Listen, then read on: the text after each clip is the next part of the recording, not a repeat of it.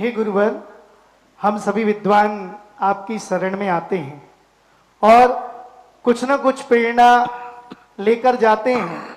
हम अगर मार्ग से भटक रहे हैं या किसी प्रकार की कोई त्रुटि कर रहे हैं तो आप हमें एक ऐसी एनर्जी और ऊर्जा प्रदान करते हैं कि वो हम वर्षों तक, क्या जीवन तक नहीं भूल पाते हैं। तो गुरुवर, मैं देख रहा हूं कि क्रम से बिल्कुल शुरुआत से पहले विद्वत परिषद, उसमें सुबह फिर शाम का सत्र, फिर पाठशाला का अधिवेशन, हजारों की संख्या में पूरे भारतवर्ष से लोग, और अब फिर ये दिगंबर जैन श्रमण संस्कृति का स्नातक सम्मेलन, इसमें सुबह दोपहर शाम का सत्र। गुरुवर, इतनी एनर्जी और इतना कौन का प्रताप है कि आप इतना करते और हम लोगों को ये सब प्रेरणा स्रोत बने। गुरुवर, उसके बारे में आप थोड़ा सा बताइए। फिर देखो, जिसकी इनकम इतनी ज्यादा हो वो कौन गिनने बैठता है कहाँ से आ रहा है और कहाँ जा रहा है। वो लोग गिनते रहते हैं जिनके 100 रुपया सुबह से शाम की कमाई है, तो 100 रुपया को दिन में 3 बार गिन लेते हैं। यहाँ क्या गिनना, अपना धर्म है, अपना कर्म है। मैं तो परायों के लिए कुछ करता ही नहीं हूँ, सब अपने लिए करता हूँ। और धर्म को मैं पराया मानता नहीं हूँ, धर्म को मैं अपने खुद की आत्मा की पर्याय मानता हूँ। इसलिए मूल थकने का कारण होता है जब हम किसी चीज़ को पराया मानते हैं। पराया काम करने में थकते हैं। हम धर्म के किसी भी कार्य को पराया मानते ही नहीं, अपना मानते। लोग कहते महाराज आप जहाँ जाते हो उसी क्षेत्र पे ऐसे तन्मय हो जाते हो जैसे अब जिंदगी भर आपको यहीं रहना हो। मन कि मैं जहाँ हूँ वही सब कुछ मेरा है और मैं जहाँ हूँ वहीं के लिए सब कुछ है। अपना भर मान लो, कोई थकान, सब गायब हो जाते। अपना कि ये मेरा है। संस्थान से धर्म का प्रचार नहीं हो रहा है, हमारे आत्मा का प्रचार हो रहा है। हम जिनेन्द्र देव का, जैसे हमने कहा था कि हम संस्थान के लिए दान नहीं ला रहे हैं, हम खुद अमीर बनने की खेती कर रहे हैं। जैन दर्शन की आजकल मैंने बहुत बड़ी खोज की। हालांकि 96 में भी हमने यही कहा था कि जैन दर्शन में लोग कहते हैं पूजा पाठ ये पर की क्रिया है, भगवान का गुणानुवाद है। मैंने कहा नहीं, जैन दर्शन में पूजा लिखी ही नहीं। जैन दर्शन में पूजा नाम की कोई चीज ही नहीं है। पूजा होती ही नहीं जैन दर्शन में। फिर क्या करें महाराज जी, पूजा तो है। मैंने कहा नहीं नहीं, पूजा नहीं है, हम पूजा करने नहीं जा रहे मंदिर में। ये तो कहवे की बातें हैं।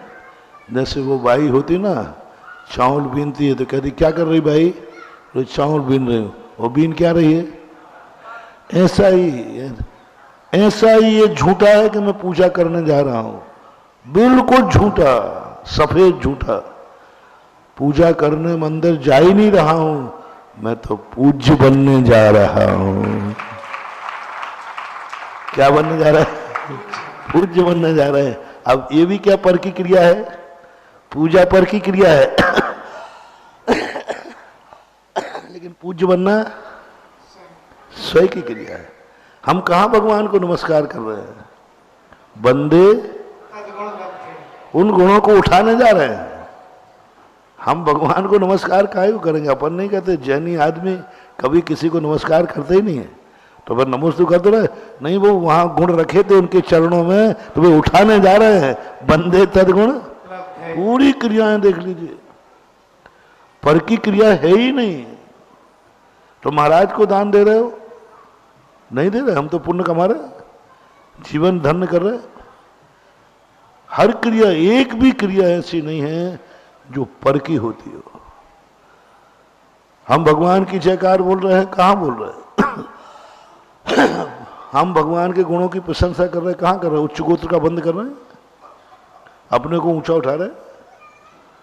पूरी क्रियाएं देखना ना, सब स्वयं आत्मा की क्रियाएं। तो आजकल जो तथाकथित अध्यात्मवादियों ने क्रियाओं की, तो पर की क्रिया, पर की क्रिया। मैंने उनको कहा कि मूर्खों, पर की क्रिया नहीं है, स्वयं की क्रिया है। हम पूजा कर नहीं रहे, पूजा कहने में आता है पूजा कर रहे हैं। सत्य ये है कि हम पूज्य बनने के लिए, ये प्रक्रिया है पूज्य बनने की, तो ऐसी स्थिति को घटाओ। ऐसी एक भी क्रिया बताओ जो पर की क्रिया है, जिससे स्वयं का कोई भी कार्य नहीं होता, पर के लिए कार्य कराया हो, ऐसा कोई आगम में कोई जैन क्रिया बताओ जो पर के लिए कराई हो, उसमें स्वयं का कोई भी लाभ निहित नहीं है।